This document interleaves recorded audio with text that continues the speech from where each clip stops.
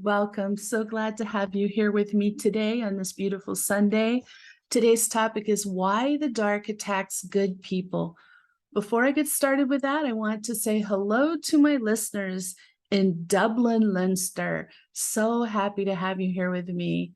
You are at the top of my list to places to go in the world is Ireland. So I will be going there. In the meantime, thank you so much for tuning in. And I want to get right into this because this is kind of a lengthy topic I'm going to try to do in about 30 minutes. People often are surprised when they realize or are told they're being attacked by the dark. Let me be very clear. Dark is a synonym for evil, and evil is insidious and it attacks in many ways. And some of them are so sneaky, they can be subtle, and they can layer upon layer until it hits you at such a profound level that you have trouble moving on. So there's this thing in the spiritual world that a lot of people believe, less and less, thankfully, that as long as you're a good person, you're doing good work, you're helping people, you're doing the right things, the dark will leave you alone. And if you just don't pay attention to it, that it won't attack you. And I'm here to tell you, sadly, that is not true. The reality is that the lighter, the brighter your light shines, the more you're helping people, the more pure your intentions, the more interest you are to the dark. And it makes sense. I mean, think about moths to a flame. So in this instance, the dark is the moths and you are the flame. And of course, you're going to draw the attention of the dark. They want to stop you. Why would they attack a good person? Because they want to stop you. It can even start in your childhood. They know about your gifts. They know about the light you carry before you even do many times. And so they'll attack in childhood. It could be repeated sexual assaults. It can be bullying. It can be a lot of things that tear at a child's soul and bring them down to maybe change a path so that they never step on the spiritual path. They never do their work. They never learn to shine their light as bright as it could. It can happen at many different times. I know it's interesting to me. I'll just say I experienced dark attacks from early childhood and didn't even know for a long time that that's what was happening. I really thought I had a cursed lifetime. Now I see it very differently. I see that I've had a very blessed lifetime because I've survived some hideous things and many life or death instances that there's no explanation for why I'm sitting here talking to you now. It's not uncommon for people who are good people shining their light to experience this. So I'm hoping that those of you who need to hear this, who need this help, who perhaps need my help, will recognize something in what I say today, and it'll help you. We are in a battle between the light and the dark. There's no question about it. We have been for a very long time. We may not see it. We might not even be aware it's happening, but the dark would love nothing more than to fill our minds with discouragement and defeat. And I truly believe that evil is behind all the discord in our world right now. The one thing after another, and people feeling hopeless and not anxiety. It keeps people from doing good work. So keep that in mind. If you're a person of light, a good person shining their light into the dark world, you won't go for long without encountering the dark through obstacles and attacks that will be hurled in your direction. You need to be prepared. Though you can't stop these attacks, you don't have to let the dark win. I refuse to let the dark win. It's important that you are aware of the schemes the dark can use. You be alert in this world and stay close to your higher power and your angels. They are your best defense. We need to stand strong in this life and have victory over the attacks on our mind, heart, and soul. Yet too often we race through these busy, full days, ill-equipped, unprepared, and simply not aware of what we're up against or who the real enemy even is. And I feel like this is no offense to any other spiritual person out there. I respect and love you all. We're all at different places. We've all had different experiences, but I have to say, My angels have said that it is the dark that propagated that myth that if you're a good person and you don't do anything to encourage it, you don't have to worry about the dark. It pulls our defenses down. It makes us less alert to what's happening around us. So you can learn. Let me just say, the dark doesn't want you to be prepared for their attacks. Of course not. They're ruthless, determined, and cunning. In fact, the dark could not care less if we feel prepared or prayed for our day, if we feel like we've surrounded ourselves in all this light. In fact, it prefers that we are completely unaware the battle is even happening. It makes you vulnerable. You can learn to become a spiritual warrior in your own defense. It doesn't have to be your path to fight this for everyone. Spiritual warfare is not giving the dark more attention or focusing too much on their evil ways. It's about making ourselves more attentive to the tactics of the dark, learning how to repel them, and trusting that God and your angels have your back. They know you're doing good and helping others. They're not going to abandon you when the dark attacks. If anything, they ramp up their protection and guidance. And I'm here to tell you that's a fact. Let's talk about some of the ways you might be experiencing dark attacks. Number one is the sudden or extreme onslaught of various troubles, losses, and trials. This is a ruthless attack that the dark often brings against people of light. It seems to come out of nowhere, and it's just one thing after another. It's hard to even get your breath, to see straight, and you feel like your life is just spinning out of control. God will never allow the dark to have full control. We may face battles and attacks in this world, but you can trust in God and the angels to be your shelter through it all, and you can get strong yourself and learn how to repel the dark. So some examples of this kind of attack would be financial difficulties that come about repeatedly. Like you work and work, you just keep working harder, and you're just going deeper in this pit of financial troubles, or it goes on for an extended period of time.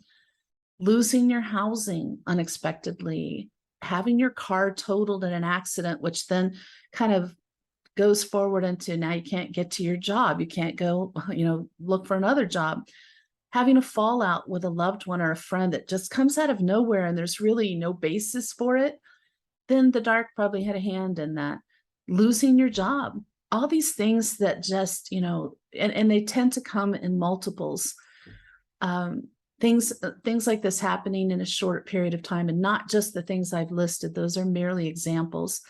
It's like you're in a battlefield and experiencing one injury after another, and each injury weakens you more. The goal of the enemy, in this case, the dark, is to take you out. Know that. The second kind is attacks of physical danger, illness, and life-threatening loss. We know that the dark wants nothing more than to steal, kill, and destroy our lives and all we love. Evil is a thief, and it preys on good people. The dark desires to silence our voices and take us out of this world to shut off the light of love and hope. Many of us may have experienced near-death experiences, sudden and terrible illness, or holding loved ones who were at the brink of death. Yet we healed and we went on with life. These things can happen to you directly or to people you love and care about. If the dark can't get to you, if you stand strong, it could start trying to attack people you love and care about. So you need to be very careful about the battles you take on and how you engage it, and do the best you can, if the people in your life are open to it, to teach them how to be strong, how to fight to repel the dark as well. Each hit that the dark inflicts upon you wounds you a little bit deeper. And the intent, again, is to take you out completely. Make no mistake. It happened to me twice. I was almost literally taken out physically by the dark. Some examples of this, I'll give you some that happened to me. As soon as just in the short period of time, like I made a move to a new home, and within a few weeks, I tore my rotator cuff doing nothing. There was nothing. Just all of a sudden, boom, a massive 7 tears in my shoulder. repeated injuries, if you have car accidents, tripping, falling, and it just keeps happening and happening, and there's no real explanation for it.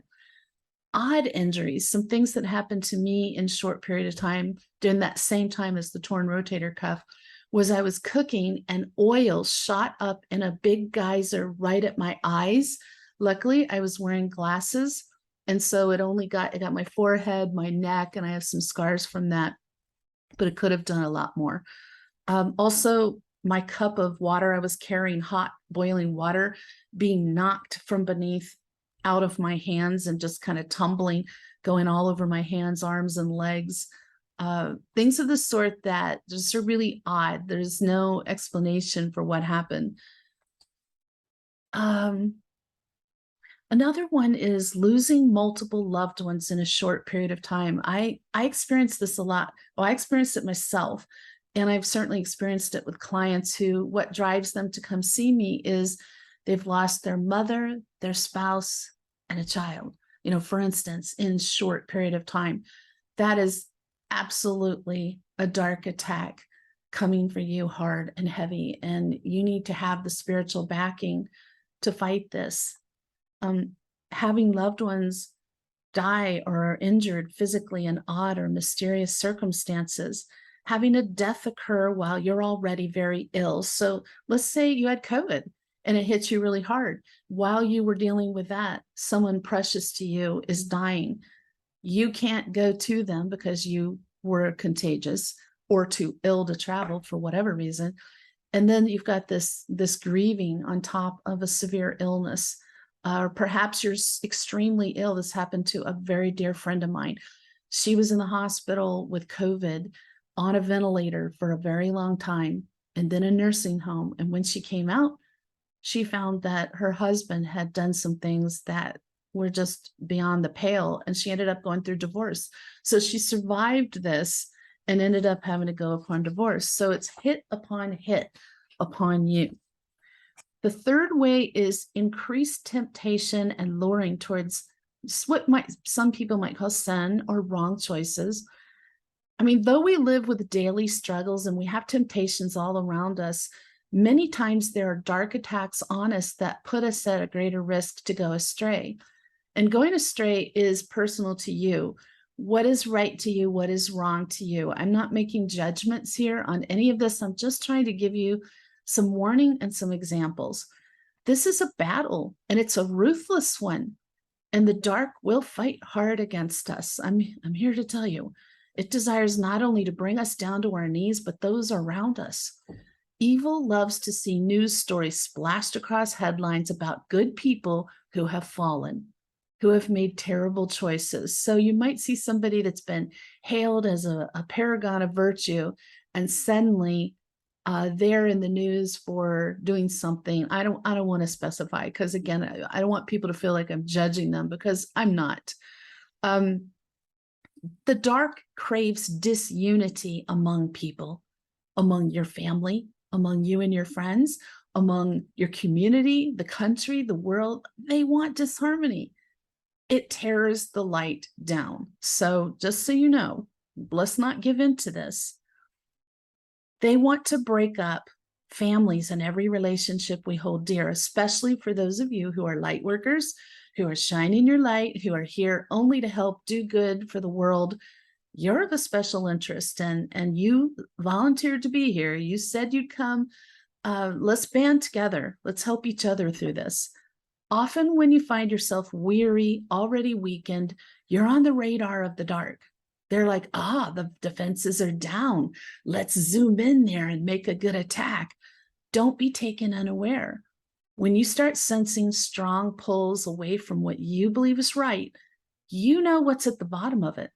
So some examples of that would be if you had a porn addiction, or you feel morally that pornography is wrong, and suddenly there's this onslaught of ads for pornography popping up on your computer. Everywhere you go, there's ads for pornography, and especially of a kind that might be of interest to you. So that's just the dark going, we're going to wiggle our way in here and start that up again, because you're going to pay a lot of attention to that and not to your journey, not to your work. someone you know talking positively about their affair or something negative they've done that puts a thought in your head of, maybe I should do that. It's not really you. It's very often the dark saying, let's put this thought in there. Let's put that thought in there and give them an idea to do something that's really way out of their ethics. Another one is sudden temptations to engage in any kind of addiction you've been working to overcome. So if you are a recovering alcoholic and you've worked hard to change your friendship circle to avoid places of temptation, and suddenly you're having all these people like, oh, come on, come over to the bar with us. Just sit with us. You don't have to drink. And then when you get there, just have one. What's one going to hurt? I mean, those things seem small and innocent, but it's probably not. I mean, especially if you've worked really hard and you've made good progress, see it for what it is. Another one is repeated thoughts of doing something violent or vicious. If you're having thoughts of taking violent action or doing something awful, a good thing to ask yourself, if you think you want to do something, ask yourself, am I doing this to make the world a better place, or do I want to hurt that person in some way? If you want to hurt that person in some way, then that is a dark attack on you, encouraging you to go down a path where it's going to start tearing at who you are spiritually and affecting your light. So the fourth one is feelings of overwhelming despair, darkness, and fear. You might struggle with anxiety and fear in this lifetime. You might be facing depression and mood disorders or even a mental illness. But often the attacks of the dark against our lives raises the intensity to an even greater degree than just the normal day-to-day struggles we could experience. It's ruthless. It can be unrelenting, and you feel alone and completely overwhelmed, stuck in deep fear and despair. Recognize this darkness for what it is and stand strong. You may find yourself in what we call a dark night of the soul, and that's a place of hopelessness and despair following repeated dark attacks. So just one thing after another, and you cannot seem to get ahead. You cannot seem to have good things come into your life or keep them in your life. I'm going to tell you about my last one. It was really rough. I did contemplate suicide, which is not like me. I got depressed, which is not like me, very depressed, scared my whole family, my friends, but it's because I was involved with somebody who was very dark, and I didn't realize that because there had been like a mask put in front of me. I can see it now. I couldn't see it then. And they were doing terrible things. And then they would say the right thing to trigger my light worker heart that, oh, I can help them turn this around. I can help them be a better person. I can help them find the light, step into the light. And of course, I wanted to help them. But what I wasn't realizing at the time was I was doing so at the detriment of my health and my light and my world. I really allowed this person to disengage me from people I love deeply, to pull me away from my career I had, from the band I sang with that I absolutely loved, a lot of things that were dear to me in my life. And I ended up isolated and in this place where I was toyed with by the dark. Give her a little bit of hope and then yank it all away. So one thing after another happened, and then I discovered just this atrocious behavior that I don't want to get into on the show right now. Read my book if you want to know some about that. But then my dear friend Tony passed away suddenly, and that was just like this whammy upon whammy upon whammy that took me down to this place where I felt like I was below on my knees. I couldn't get out of bed. I couldn't stop sobbing. I just couldn't see a way out of this darkness. That's a dark night of the soul for sure. And if you don't have to experience what I experienced to get there, it's just one hard, dark attack after another. A relationship with someone who's dark is a sustained dark attack. So know that. This kind of attack can be so subtle, and it happens slowly over time. But when you stop and look closely, or you're out of it, like I am now looking back at it, you can call it out for what it is. I see it now. It's a slow, it's just really hard. It's this cruel trap. There's hope because of your light. Remember your life purpose. Remember the people you love and tap into the strength you have. You can be lifted straight out of that darkness. I was, and God can give you strength you didn't even know was possible. You are going to have to save yourself. That's the bottom line. You have to save yourself, but you can ask for help. Please ask for help. I don't think it's a good idea to try to go through a dark night of the soul alone and get out of that by yourself.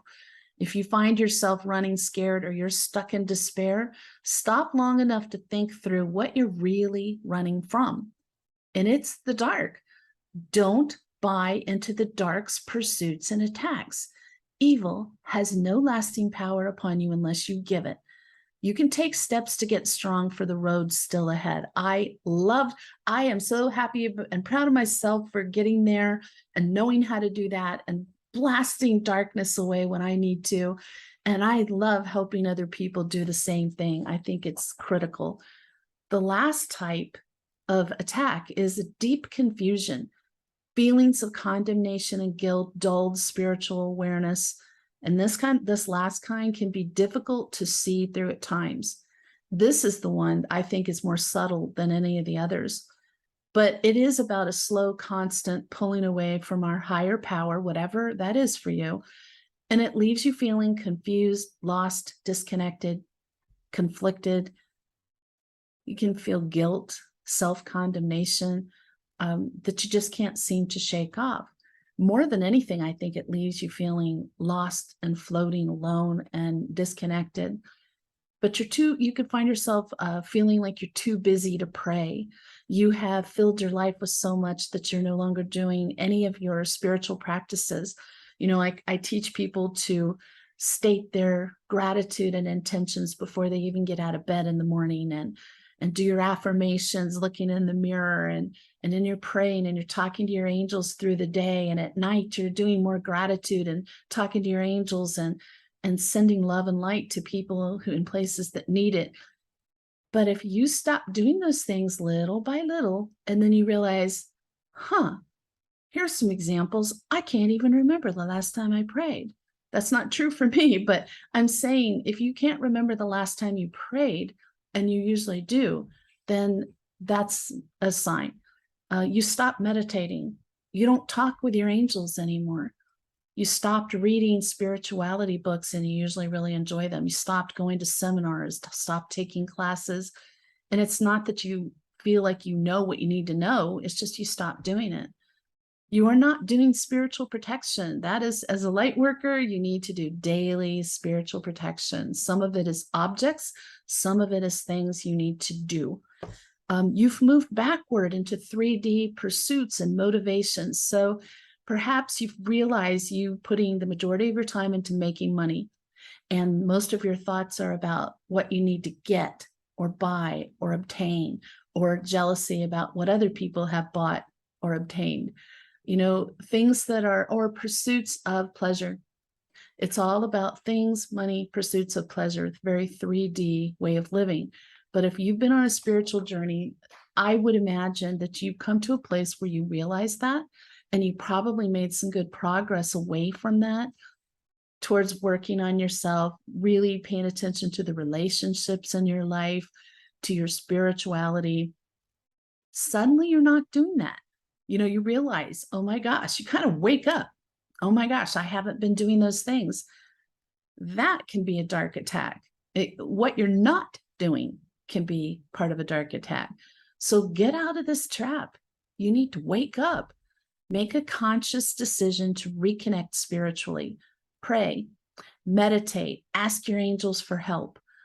Everything, oh my gosh, gratitude. It's so simple, just state 3 things that come to your mind. I always say, God, I'm so grateful for XYZ, and it changes. Sometimes sometimes I can't contain myself and I must do 5 to 7 because I am that grateful for things in my life. I feel like I have been truly blessed despite all the dark attacks. I am so blessed and protected, and you are too. You are too. So you might need a spiritual counselor to assist you in moving out of the cycle of attacks, to learn how to do spiritual protection, learn how to blast the dark away when it hits. Ask for assistance from spiritual friends and acquaintances. Odds are they have experienced dark attacks too, and they're going to want to help you. They're going to feel compassion. They're going to be compelled to help you learn how to fight this and be strong. Because honestly, I feel like looking back on my lifetime and all the dark attacks I've had, which have been extensive and crazy, I think a lot of it is about stepping out of fear and allowing yourself to get strong and have some anger in there instead. So when a really bad dark attack happens to me, I might feel a twinge of fear, and then I shut that down and I step in. I just feel that core of strength in me, and I let that build and build and build, and I just blast it away, whether it's a presence, whether it's energy around me that's been affecting me, I just blast it. And there's a lot of things that you can do that you are absolutely capable of learning and doing to change how your life goes, to shorten the dark attacks, to recognize them quicker, to blast them out of existence before it can have any real effect upon you, to get strong and have that anger of a warrior sort of instead of the fear of a victim. Sorry, I'm having allergies. It looks like I'm crying, but I'm not. Ultimately, you do need to learn to save yourself. I said that earlier. You got to learn to save yourself. I am very blessed that I have a business partner who specializes in fighting the dark. Now, I've been doing it a long time too, since the mid 80s, but not as primary of my business as my business partner has. So she's been really helpful for me of adding her strength to mine when the attacks were really terrible and when I was beaten down really low physically, where I didn't have the energy, the strength to fight for myself. So, yeah, you've got to save yourself, but you don't have to fight this battle alone. And I really strongly recommend that you don't try. It's nothing you need to be ashamed of. It's nothing you need to hide. The spiritual community as a whole will understand that you need backing, you need help. Even those people who believe that the dark will never bother you if you're a good person will help you if you're under attack. And by the way, that number of those people, like some of the people I know who are real adamant about that, they've been under dark attack and they've realized that, yeah, anyone's vulnerable to it.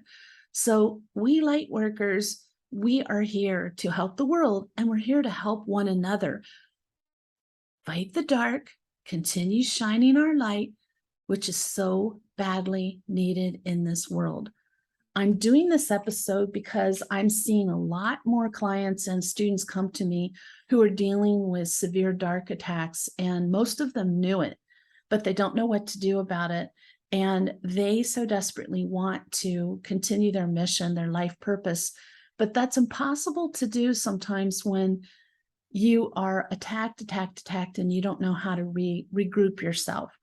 So if you're under attack, please don't panic. Please don't go into a place of fear, because when you go into a place of fear, you are more vulnerable to attack. So please, I'd rather you get a little bit angry and work on developing your power, your center of strength, than anything else. I don't want you to be vulnerable to these attacks. I want you to be aware they're happening.